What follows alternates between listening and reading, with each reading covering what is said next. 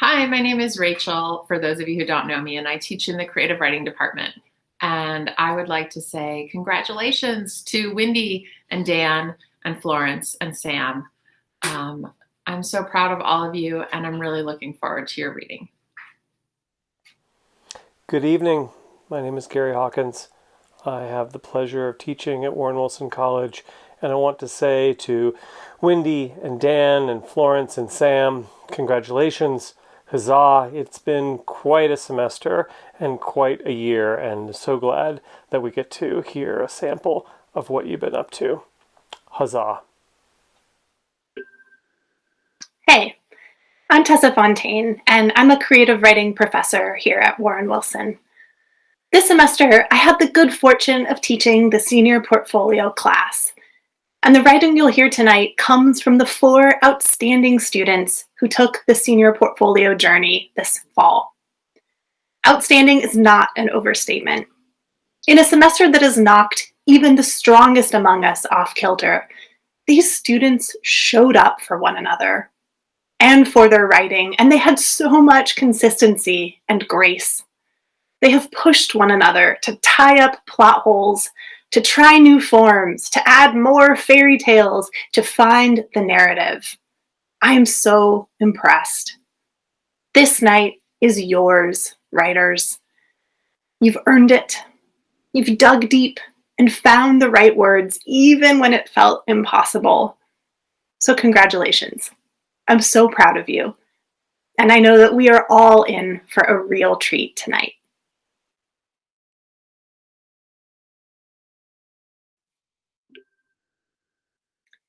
It is my pleasure to introduce Wendy Boatright. Watching Wendy's senior portfolio unfold has been a true gift. In some ways, Wendy's project has no easy classification. It's narrative nonfiction, part memoir, part research, all woven through fragments as she attempts to tell complex and intertwining stories. What astounds me about Wendy is her willingness to grow. And perhaps beyond that, her self-propelled command to grow. She writes and writes and rewrites, always aiming to be better, changing forms, writing new content, deleting what doesn't work. She has those rare gifts of persistence, drive, and dedication. And it so clearly shows in her excellent writing. Wendy shows up. She shows up in the classroom. She shows up for other writers. She shows up for meetings. She shows up in her work. She brings her full, smart, bright, friendly, wonderful self, and we are all lucky for it. I admire Wendy greatly, and I look forward to the work that she'll share with us this evening. Marcus. In June of 2014, I began to dream of being in a room with no visible walls, surrounded by thick, white cumulus clouds. In the center of the luminous glow, a young man with medium brown wavy hair sat at a desk, his back turned to me. The first few times I saw him, he didn't speak. I watched him from a distance.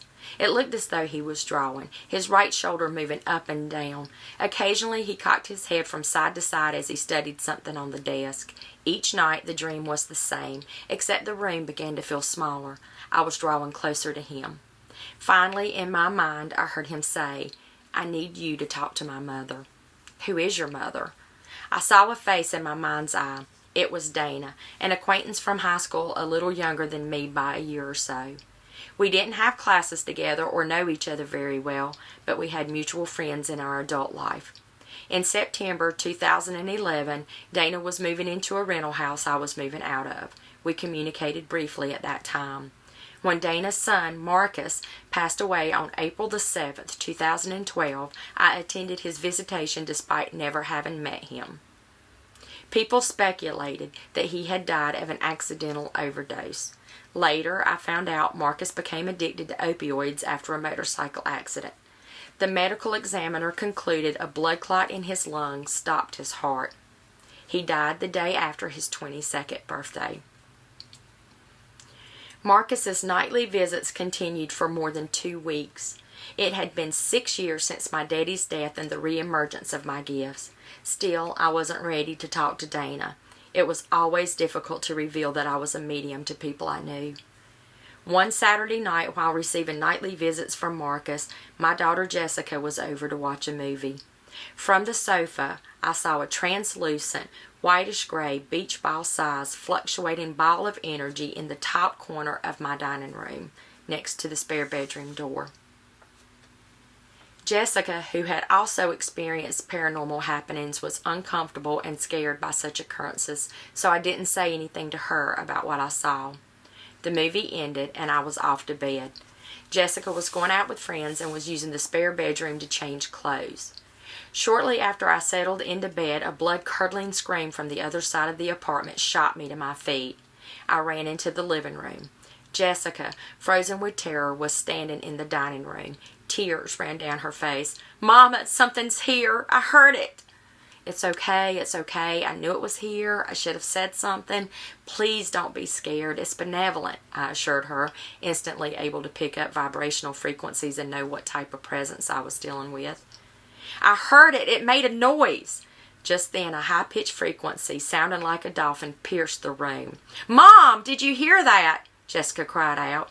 I grabbed Jessica by the shoulders, looked into her eyes, and said, "Yes, I heard it, and it's okay. I promise," my voice slow and steady.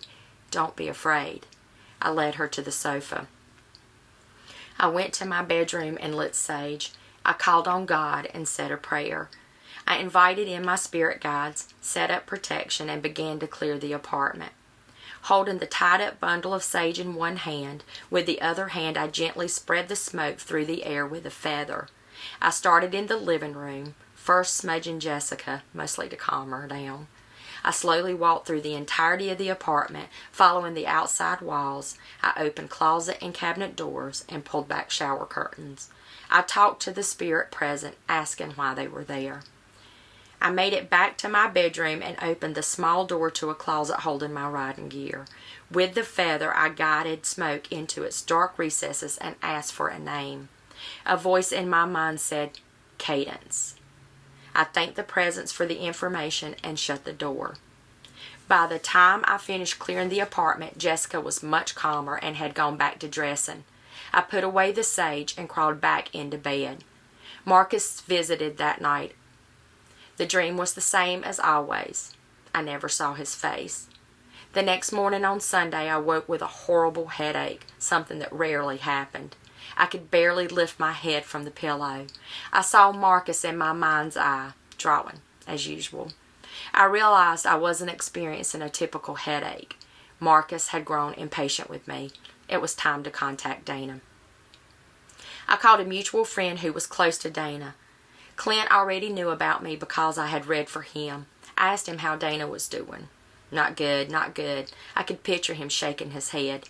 "Dana's severely depressed. She barely leaves her house. She hardly talks to anyone. I'm really worried about her."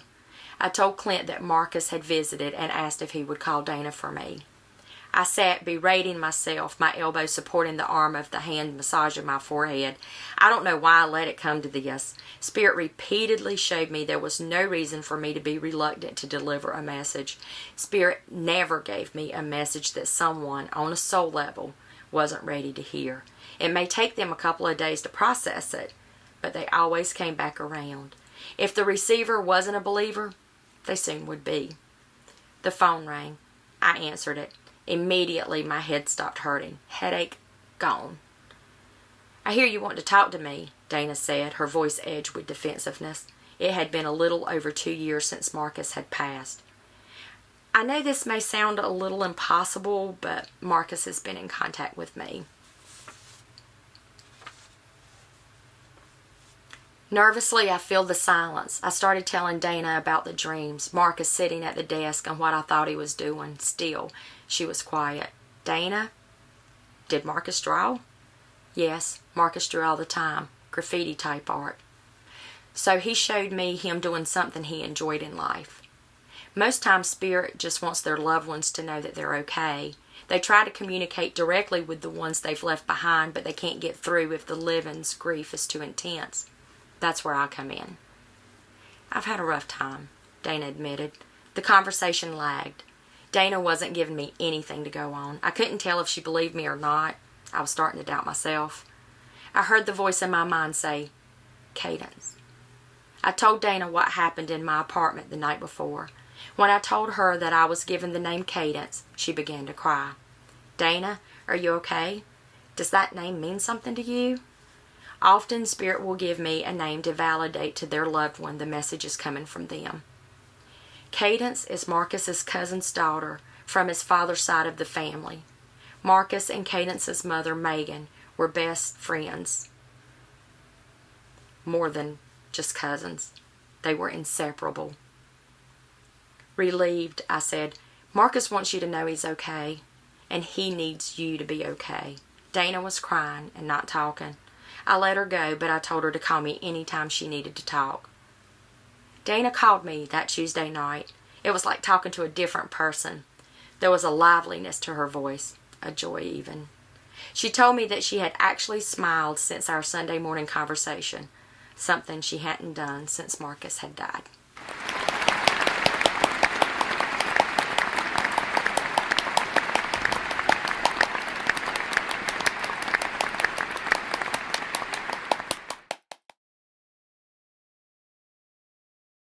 Hi, I'm Jamie Ridenauer, and I'm introducing Florence de Geofroy.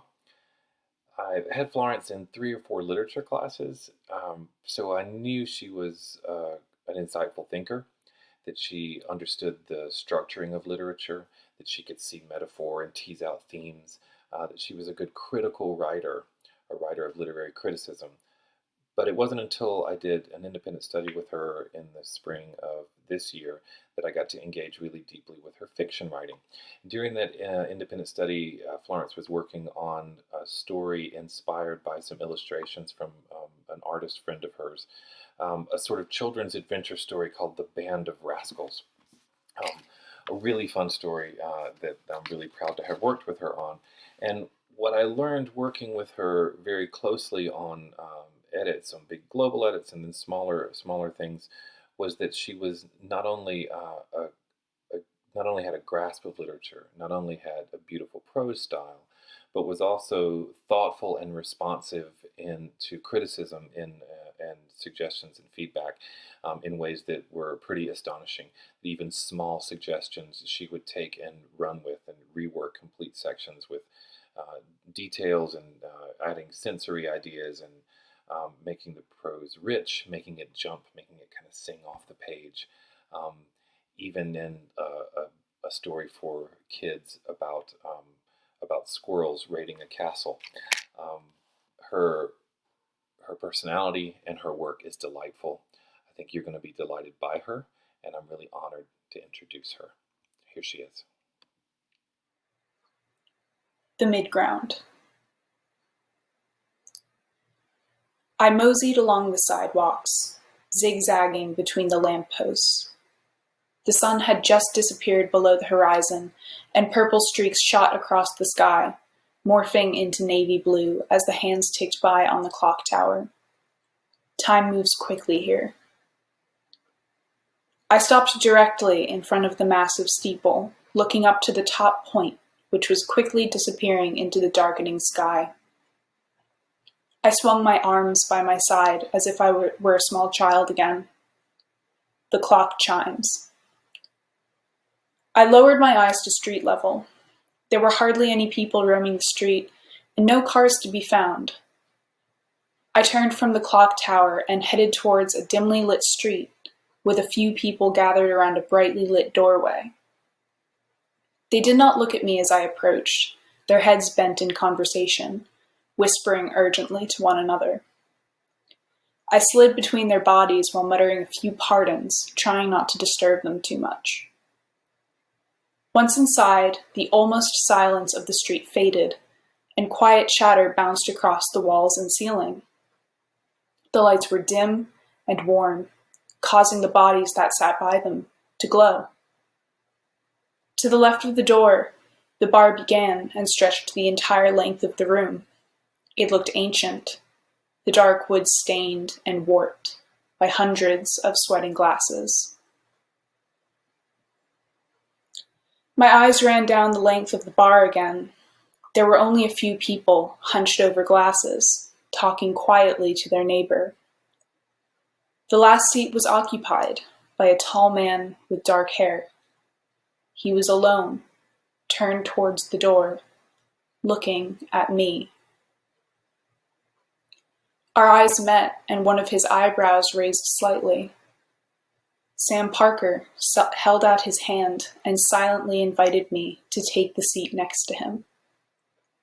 I walked slowly. It seemed like if I moved too fast, he would disappear. He slid the worn, leather-studded bar stool out for me, and I sat, tense, on the edge of it. He picked up his mug of beer and took a long drink, finishing what was left. He placed the mug directly over one of the well-worn rings in the wood. "You've been searching for me." His full, calming baritone cut through the buzz of voices in the background as he looked up from his mug. His lips carried a slight smile. "Yes," I said quietly. "And here I am." He gave a warm smile. My tongue felt as if it was glued to the roof of my mouth. I felt happy, comforted, and then scared. You weren't supposed to meet your heroes. It ruined your image of them. He chuckled as if he had read my mind. "Have a drink with me." He stood up, walked around the back of the bar, and began filling up his beer mug again. "No bartender?" "He left a few hours ago. Not quite sure where he went. Pick your poison." "Gin and tonic, extra lime, please." He nodded. The workspace behind the bar was littered with bent bottle caps. Bobblehead figurines of every comic book and cartoon character you could think of lined the ledge above the top shelf liquors. I watched Sam Parker as he worked, quickly pouring out the measures. "So Florence," he set the glass down in front of me, "you have questions." I took a sip and sighed slightly, glancing up at him for a moment. "I can't find you anywhere. There's nothing to go on." "With any luck, it'll stay that way." He took a long drink. "Why? What happened?" "Nothing pleasant. You don't need to know about that. What you do need to know is that it's lucky you're looking for me and not someone worse." "What does that mean?" "Digging around for lost people is dangerous. There's a reason they're lost." I took a longer sip this time. My heart was beating faster now. Sam Parker adjusted his mug on the sweaty ring that had formed. "Be careful who you bring back. Not everyone is as happy to leave the world of the forgotten. They prefer it out there." "What is this place?" I asked. "It's the midground. We all sit here to wait. Everyone in here?" He gestured around the room. "They're expecting someone. That's what we do here. We wait and drink," he said, taking another sip. "Will I be able to come back here after I leave?" "That depends. It's difficult to find, and you were a tricky person to pull here." His face had become serious now. He almost looked worried. His eyes darted to the corner behind me, eyes narrowed. Was I lost? Sam began speaking, but I couldn't hear him. There was a ringing, loud and seemingly endless. I tried asking him a question over the din, but my voice wouldn't come out. I looked around wildly. Was anyone else hearing this? No one was reacting. Sam reached out to still my movements. His hand felt cold on my shoulder. I turned and looked into his eyes, searching for some kind of answer. I only had more questions. He had both his hands on my shoulders now. Chills ran from his fingertips down into my spine. His hands tightened slightly as his mouth moved again, but I still couldn't hear him. He leaned forward and put his forehead against mine. Everything immediately went black. The ringing had stopped. Instead, Sam Parker was singing to me. I hear a dream all day, a dream that calls me. Come home again, you sailor man, sailor man. Home again to the sea.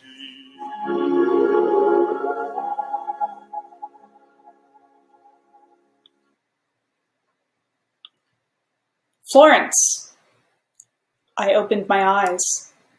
Are you okay? You were thrashing around and muttering. My boyfriend's hand felt warm on my shoulder. I managed to focus on his face despite the blur of my sleep-filled eyes. I have to go back. He found me. I have to find my way again. There wasn't enough time.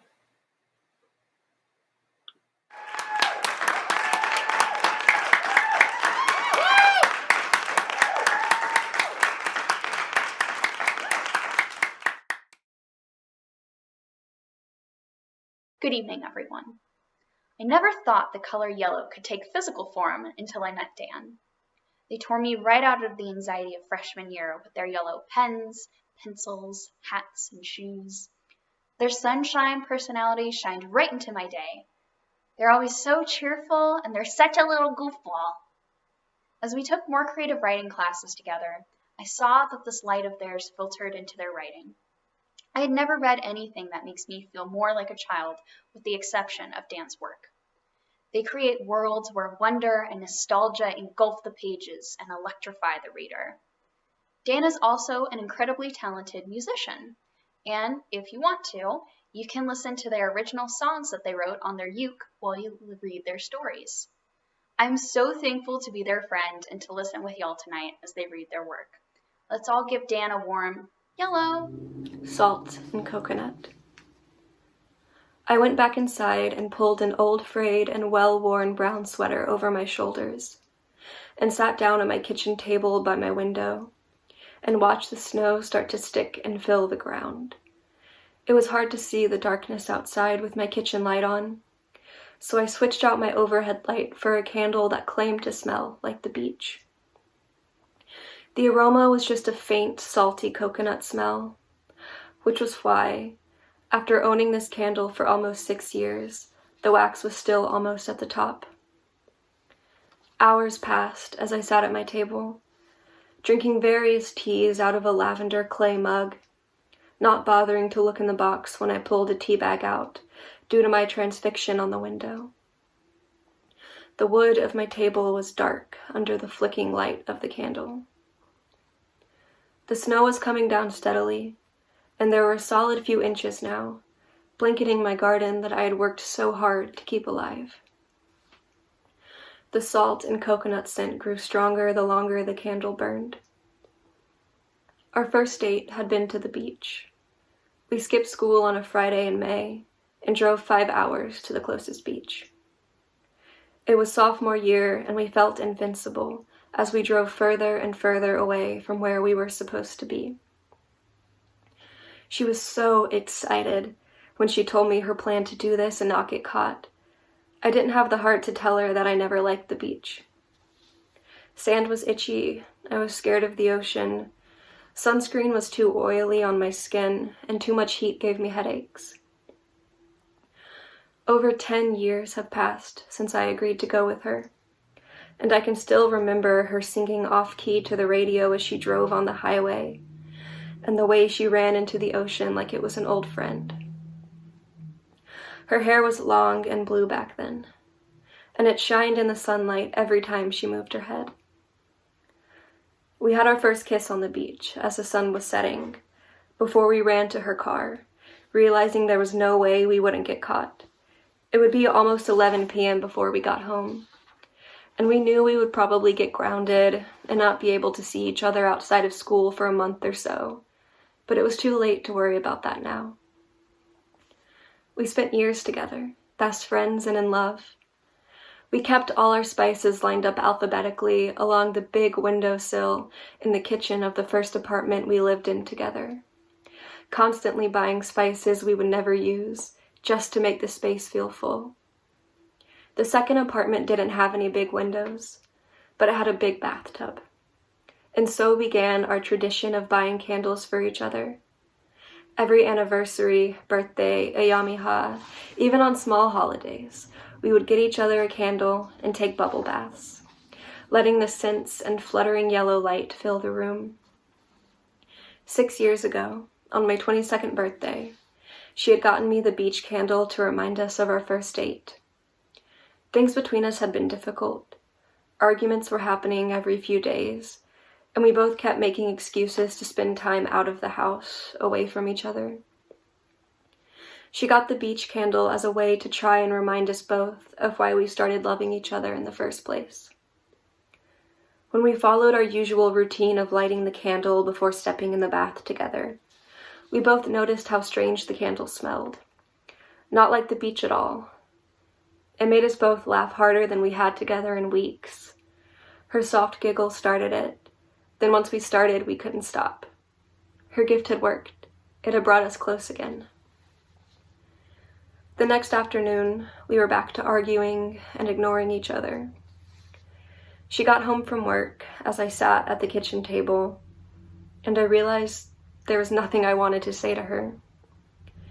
The reflection of the sunlight pouring in through the window and glaring off my laptop screen burned my eyes, but I didn't move my gaze.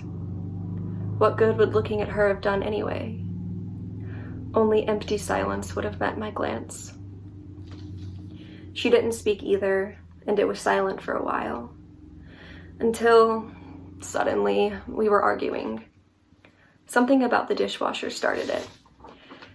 Maybe who was supposed to load it? Or unload it? I couldn't remember. But I could remember thinking that it was near the end. The end of us, the end of being young, the end of feeling invincible. I wasn't sure what it was the end of, but it felt final. We broke up a few weeks later. Moving away from each other was the hardest part. After having lived together for 4 years, we shared everything. There were so few things that belonged solely to just one of us. We fought and fought over who got the bed and who got the table, who got all the bottles of extra soap we bought back when we wanted to stock up on things because we had both gotten raises, who got the house plants, who got which blankets.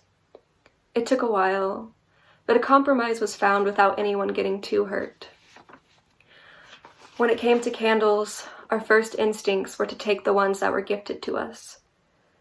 But then we started fighting over which ones we wanted, and if we paid for them, shouldn't we keep them?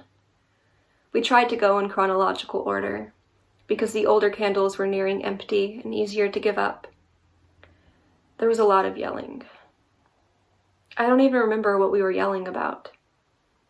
I don't know why I fought so hard to keep the strawberry rose candle I got her for New Year's the year before. I think I just knew it was her favorite, and I wanted it just so she wouldn't have it. I wasn't a very good person those last few weeks of our relationship, but neither was she. Maybe it cancels out karmically. The beach candle was the last one we fought over. She told me to keep it because she didn't want it. I told her I didn't want it either.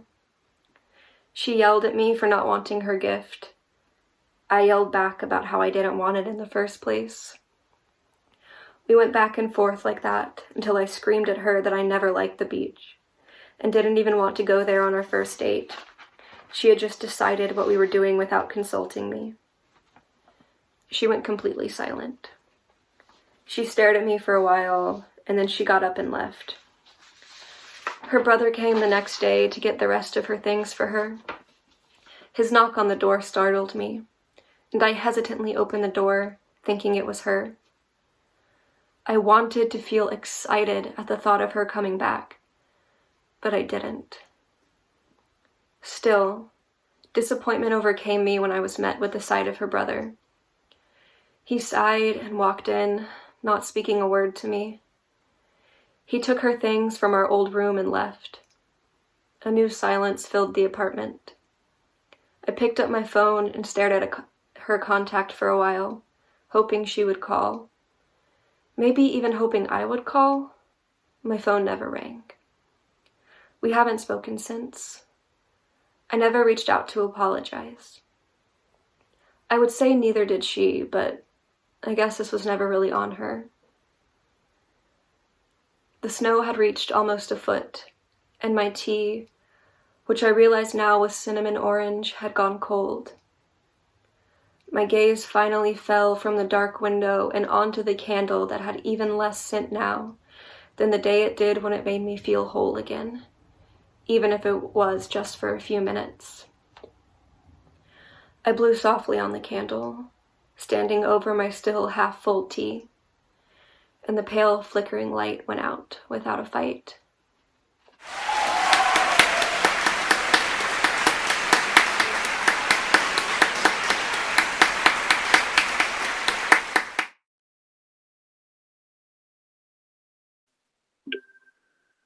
It's my pleasure to introduce Sam Whicker. To read Sam's writing is to be shown a way of looking at a world that is endlessly fascinating, endlessly illuminating. Through Sam's writing, she allows us to come along as she dives deeply down rabbit holes, uncovering what happens to the bottles of champagne that went down with the Titanic, or to an ankle shattered. It is our deep pleasure to travel the continually surprising turns of language in Sam's work. I never know where a line will take me, or how the next fragment will cause me to rethink everything that has come before. Sam's portfolio plays with fragments, with attempting and re-attempting to say a thing that must be said, to get a truth, a feeling, a moment. Sam's enthusiasm for reading and writing is extraordinary. I've gotten many emails from Sam at all hours of the night, just expressing joy and wonder at having discovered something she loves in a piece of writing. What a gift that is. What a way of being in the world that I will continue to try to be more like. We are all in for a treat tonight as we hear Sam's words.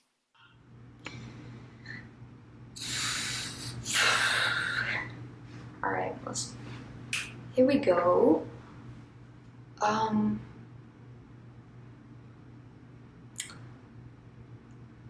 If I opened with a quote, do you think you'd keep listening? What about a misdirection?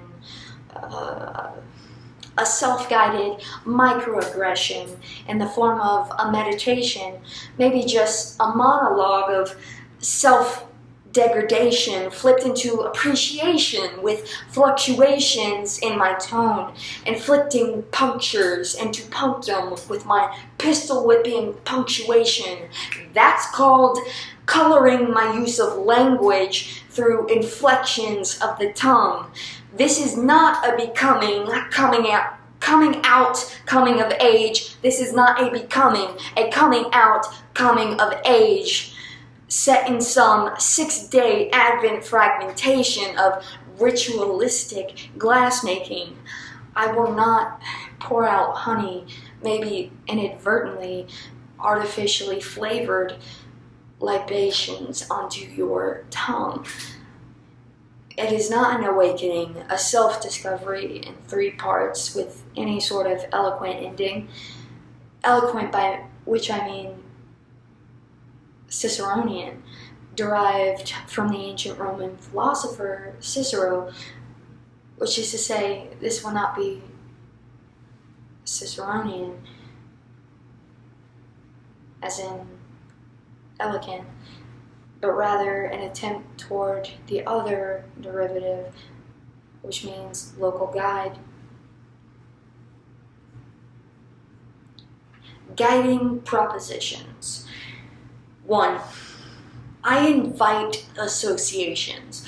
However, it is probably worth noting that Cicero was beheaded and detongued too. These are fragments of deviation. 3. What value is there in collecting? 4. Freud believed the compulsion to collect was due to man's need to have an object of desire, a need we are born with. Although not all men share this compulsion. You know what I meant. 5. Freud also believed this trait stemmed from some unresolved toilet training trauma that occurs in the anal retention stage of early childhood development. And yes, we are in the bathroom downstairs in the Holden Arts because the acoustics are great and there are people everywhere. So, coming at you live with proposition number 6. When I Google, why do psychologists...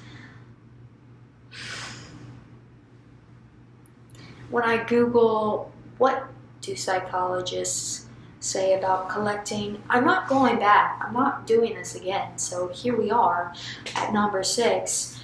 When I Google, what do psychologists say about collecting, Google hits me with a few answers. Their collection helps them ease insecurity and anxiety about losing a part of themselves and to keep the past to continue to exist in the present. Collecting may provide psychological security by filling a part of the self one feels is missing or is void of meaning. 7. In Bullets, people also ask, why do I feel the need to collect things? Is collecting a mental disorder? What are the best items to collect? 8. Things that are collected. Artifacts of wreckage, glass bottles from the Titanic, cameras, stamps, sugar packets, empires, unique shaped strips of confetti, license plates, wooden crates, Disney-themed figurines, street signs, souls, 16th century bedpans, cars, hot pockets in the shape of Outroker space, fear, friends, glass insulators, cigarette cards, books. 9. Memorabilia is defined as 1. Things that are remarkable and worthy of remembrance. 2.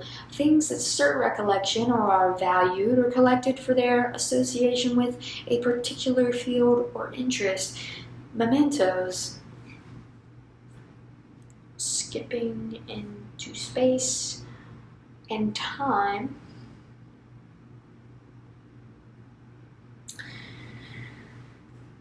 "14. Distress is a sequence of experiences that is disruptive in one's everyday life.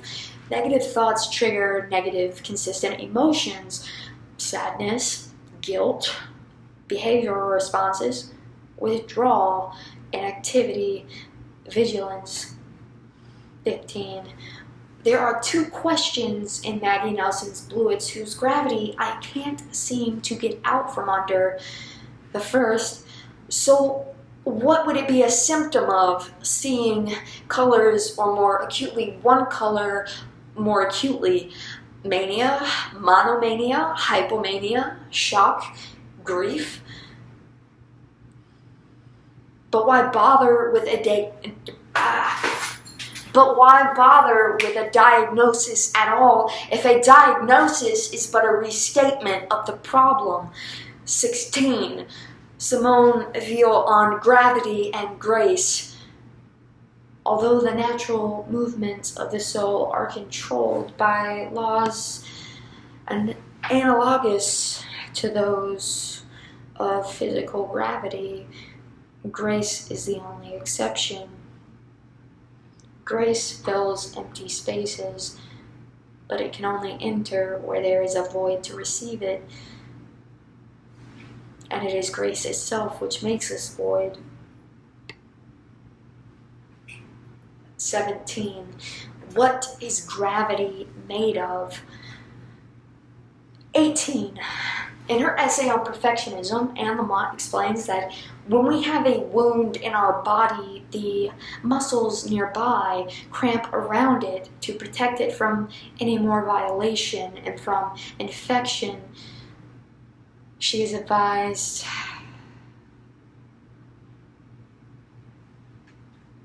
to use the muscles if she wants them to relax again, rather than the alternative, popping pills for a quick fix.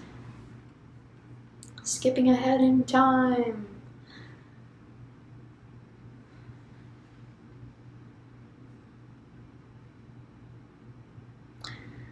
Lamont better describes clutter as wonderfully fertile ground, while perfectionism is that which will keep you cramped and insane your whole life.